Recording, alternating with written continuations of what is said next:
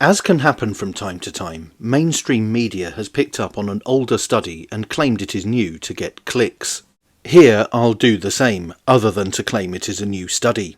Although the findings of the semi-recent research into the Turin Shroud really are worth a look and could have profound implications. So, is this actually the face of Jesus Christ? What is new is this image of the figure of the Turin Shroud generated by AI as an actual person.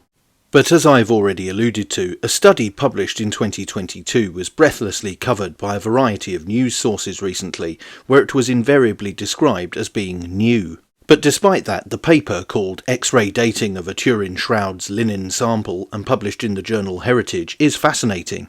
The study authors conducted dating analysis on a sample from the controversial shroud and concluded it could indeed be consistent with the time of Christ, being potentially 2,000 years old.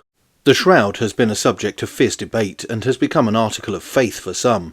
It has a faint outline of the body of a man, the almost stereotypical image of Jesus, long of hair, bearded, thin, but vaguely muscular.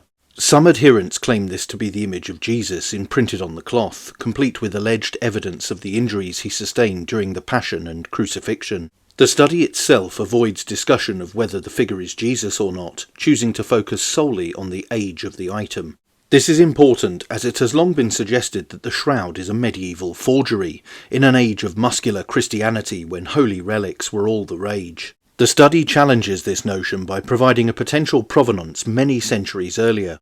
But it was not just modern researchers that held that the shroud was not the real deal. It was derided as a fake way back in 1389 by Pierre d'Arcy, the Bishop of Troyes. D'Arcy even claimed to have found the 14th century huckster who created the artefact. But, early denunciation or no, many people down the centuries have continued to believe in its legitimacy. Research in the 1980s appeared to put the issue to rest once and for all, with radiocarbon dating indicating that the linen shroud dated from between 1260 and 1390. These dates coincide neatly with the item's arrival in France in the 1350s. But the roller coaster continues, as the authors of the most recent study suggest that the methodology may have been flawed, and contamination of samples could have taken place. In the 2022 research, lead author Liberato Di Caro from the Institute of Crystallography in Italy and his team adopted a different approach. They looked at threads from a section of the shroud and observed structural degradations using a technique known as wide-angle X-ray scattering.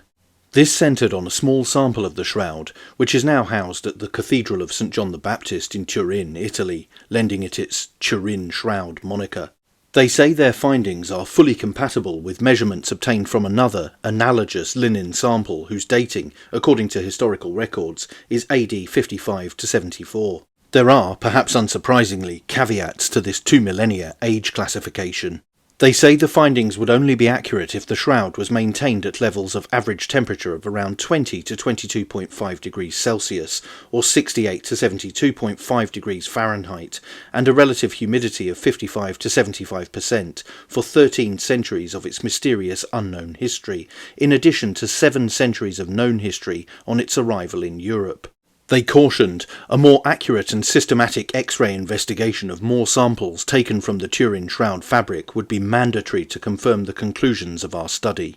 Part of the paper's abstract read, "On a sample of the Turin Shroud, TS, we applied a new method for dating ancient linen threads by inspecting their structural degradation by means of wide-angle X-ray scattering, waxes."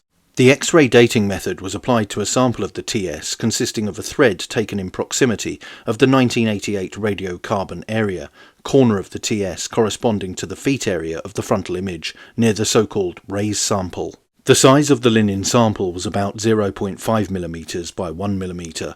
We obtained one-dimensional integrated waxes data profiles from the TS sample, which were fully compatible with the analogous measurements obtained on a linen sample whose dating, according to historical records, is 55 to 74 AD, Siege of Masada, Israel. The degree of natural aging of the cellulose that constitutes the linen of the investigated sample obtained by X-ray analysis showed that the TS fabric is much older than the 7 centuries proposed by the 1988 radiocarbon dating. The experimental results are compatible with the hypothesis that the TS is a 2,000-year-old relic, as supposed by Christian tradition. This was, as mentioned previously, on the condition that it was kept within the cited temperature and humidity ranges.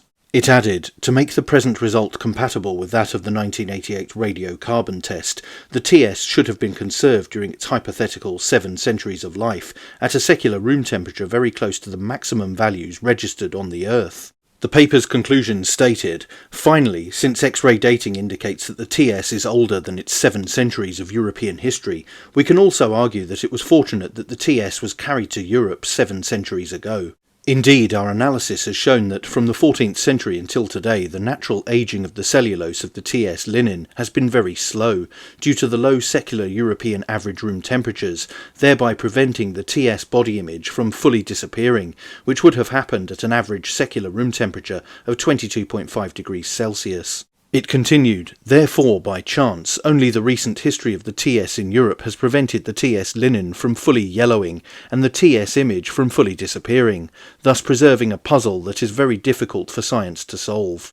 New Wax's analyses of the natural aging of the cellulose in linen could allow for the correct age of the TS to be determined, which is a fundamental piece of this puzzle.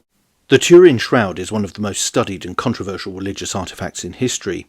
This ancient linen cloth bears a faint image of a man who appears to have suffered physical trauma in the manner consistent with crucifixion. For many, the shroud is venerated as the burial cloth of Jesus Christ, though its authenticity remains a subject of intense debate. It first appeared in historical records in the mid-14th century. It was displayed in 1354 in the small town of Liray in France by a French knight named Geoffroy de Charny. This is the earliest undisputed mention of the shroud, although there are claims of its existence prior to this date. Some believe the shroud could be linked to earlier relics mentioned in historical texts, such as the image of Edessa, a cloth with an image of Christ's face, said to have been in Constantinople until the city was sacked during the Fourth Crusade in 1204. However, the connection between the shroud and these earlier relics is speculative. Geoffroy de Charny's family kept the shroud until the late 14th century. In 1453 it was transferred to the House of Savoy, one of Europe's oldest royal families. The shroud remained in their possession for several centuries.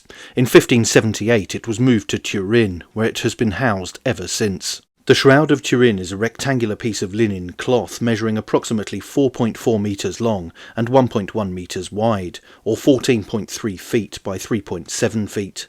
As mentioned, the cloth bears a faint sepia-coloured image of a man, front and back, who appears to have suffered physical trauma consistent with crucifixion.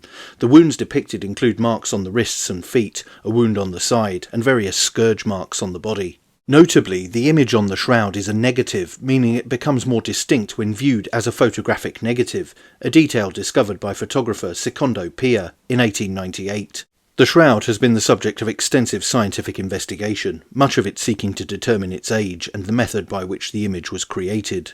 As previously mentioned, in 1988 a radiocarbon dating test was conducted by laboratories in Oxford, Zurich and Arizona. The results suggest that the shroud was made between 1260 and 1390, indicating it could not be the actual burial cloth of Jesus Christ, who died in the 1st century AD. However, the results have been contested, with critics arguing that the samples tested were taken from a portion of the cloth that had been repaired in the Middle Ages, possibly skewing the results. Beyond radiocarbon dating, researchers have explored other aspects of the shroud, including its bloodstains, the image's three-dimensional properties, and the type of weave used in the fabric.